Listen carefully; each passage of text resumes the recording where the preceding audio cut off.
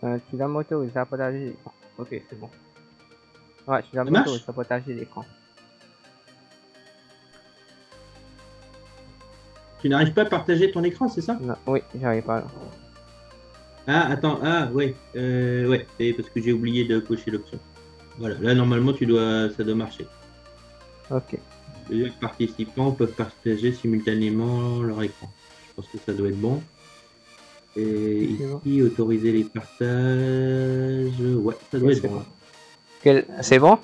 Allez, on commence. Tu vois Ouais, l'écran là? ouais, ça marche. Là, on est Ah, sur ça fait test. pro, hein. Hein? J'ai Là, dit, ça fait pro ce que tu as fait. oui. Ça, c'est mon test course. C'est Testable, mon livre. Tu peux voir intro, meeting patterns, hanging piece. Il y a plein de tactiques, tout ça. Tactiques. Il y a les pins, skewer, il y a les combinations, opening, middle game, end game. Ah, t'as fait un bon travail. Oui, en fait, c'était encore plus gros ça. En fait, c'est très difficile d'écrire un livre. Pendant plusieurs mois, j'ai écrit ce livre. Chessable me disait c'était bon, tout était parfait. Juste là, je disais quelques exemples. C'était bon. J'ai commencé à mettre un emojis de ajouter pour les débutants. J'ajoute pour les débutants. Mais après, ils me disent c'est pas un. Ils me disent finalement, j'ai acheté pendant des mois et des mois. Finalement, ils ont des grands maîtres, des top gems, ça, ils vont faire pour les débutants, d'effacer ce que j'ai ajouté. Et j'ai ajouté pour rien. Alors j'ai effacé. Mais après, j'ai fait une vidéo YouTube. C'était la vidéo YouTube How to Play Chess. Après, il y avait plus. Il y avait Special Moves, etc. Special Moves, Castle, tout ça. Mais bon, après, le livre allait être publié, mais la PSN finalement Là, je a t'entends plus très démissionné. bien. La PSN finalement a démissionné de son travail. Mais le livre va quand même, de Chess Course va quand même être publié dans quelques mois, je crois. Dans 1-2 mois. Mais bon, je vais te faire travailler dans ce livre, dans mon livre, parce que tu as des problèmes tactiques. J'ai remarqué dans tes parties, j'ai regardé quelques parties. Tu rates des tactiques simples, ça. Si tu progresses en tactique, tu arrêtes de rater des pièces en 1, tu ne fais pas des erreurs, des gaffes comme si tu perds des pièces en 1, tu améliores tes tactiques, oui. Tu peux facilement arriver à 2000. Tu m'entends? Oui, là ça va. Mais par moment, c'était pas toujours très net. Tu peux facilement arriver à 2000 en ligne si tu ne fais plus d'erreurs tactiques, tout ça. Alors, on va commencer. Ouais, bah, c'est ça qui. À l'heure actuelle, c'est ça qui me fout dedans. Oui. La semaine dernière, tu avais fait ça, Hanging Piece, mais tu n'avais pas tout bien fait. Tu refais des tactiques. Et cette fois-ci, tu dois avoir tout bien et faire plus vite. Ça, on appelle ça Woodpecker Method. Tu fais tactique oui, je connais. Bah, j'avais essayé à une certaine époque la méthode Woodpecker. Oui. Allez, tu refais. J'avais fait ça pendant 4 ou 5 cycles et puis après, pour plusieurs raisons, j'ai arrêté. Oui. Moi aussi, j'ai commencé. Je suis au milieu, j'ai pas de temps. Allez, tu refais. C'est parti, ça marche. Allez. Tu me dis le coup. Alors attends, faut que j'ai l'affichage.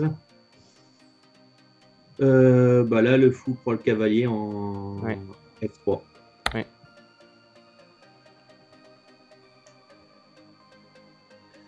La dame prend la dame en A2. Oui. Là, le pion prend la dame en G4. Oui.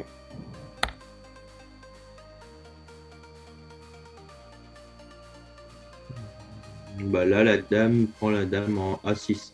Oui. C'est bien.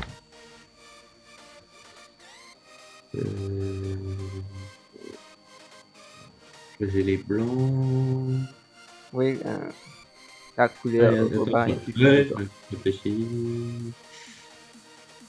Bah la dame prend la dame en H1.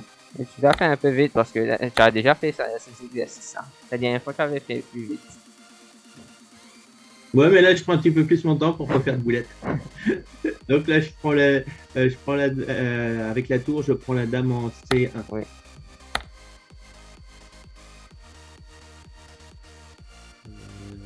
Donc là, la dame, je prends la dame en C5. Oui. Donc là, mon cavalier prend la dame en G6. Oui.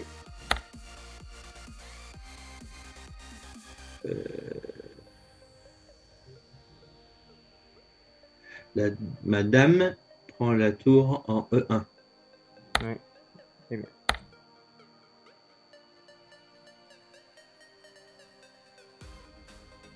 Ma dame prend la tour en A4.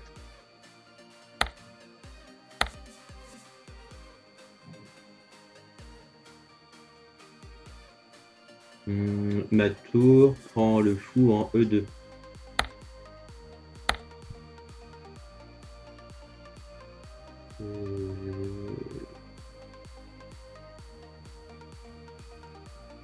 Mon cavalier prend le fou en A6.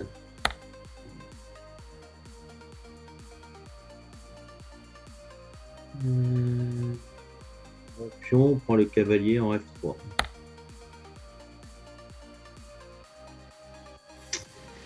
Donc là, ça va. Le fou prend le cavalier en F5. Non. Non. Ça refait la même erreur que la dernière fois. Il faut prendre avec le pion. Avec le pion, ouais.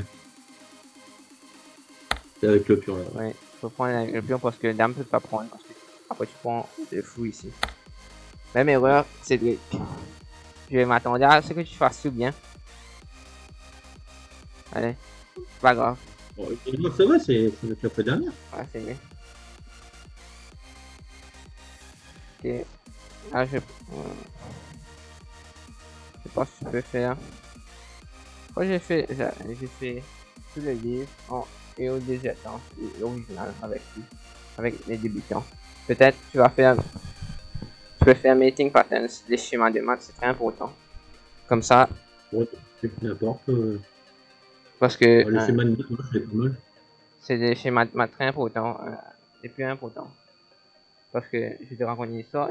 Quand je faisais mon premier tournoi d'échecs, moi, à 14 ou 15 ans, il y avait. Au commencement, j'ai très mal joué. La première partie, j'étais stressé, j'ai perdu ma dame. Dans l'ouverture, j'ai perdu la partie. Après, je me suis ressaisi, j'ai commencé à gagner quelques parties. Simple truc que je faisais, c'était j'essayais de pas perdre mes pièces en un coup et pas de faire des règles tactiques. Ouais. Là, je suis en train de mener le tournoi. J'ai une partie, je suis complètement gagnant. J'ai 2 tours, mon adversaire a une tour. Des deux côtés, quelques pions. Mais la veille, c'était en 2 jours. La veille, hier soir, j'ai regardé une vidéo YouTube. À cette époque, 2015, il n'y avait pas beaucoup de vidéos YouTube d'échecs. Il y avait une vidéo avec des millions de vues, mais c'est une très mauvaise vidéo en général. C'est des gens qui ne jouent pas aux échecs, ça, ces vidéos. Ils me disent de toujours castle roquet. Toujours castle. Alors je castle. Je rock du côté du roi. Je bouge ma tour. J'attaque un pion avec la tour que j'ai roqué. J'attaque un pion. Mon adversaire bouge sa tour protège le pion. Il bouge sa tour. Laissant son pion pas protégé. Je prends le pion avec ma tour. Et après, je savais pas à cette époque, j'ai eu backline mate, et c'est comme ça que j'ai perdu cette partie et je suis sorti second du tournoi. Si j'avais su ça, ou bien j'avais pas regardé la vidéo tout simplement, j'aurais gagné le tournoi et j'ai perdu un trophée.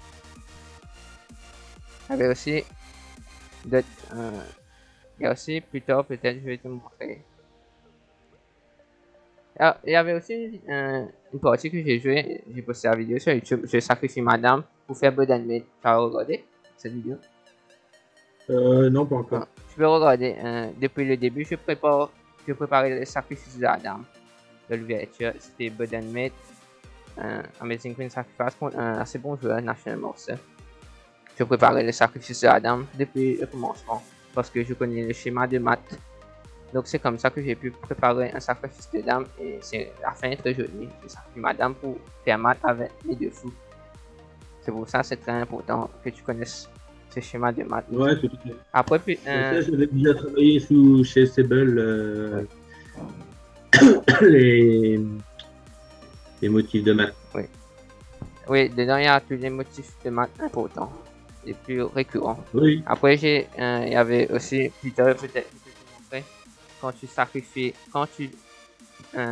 sacrifies ta tour pour comme c'est un fou, un cheval, bien placé avec matériel égal. Quand tu as toujours plus de matériaux, tu peux redonner du matériel pour pas laisser du contre-jeu.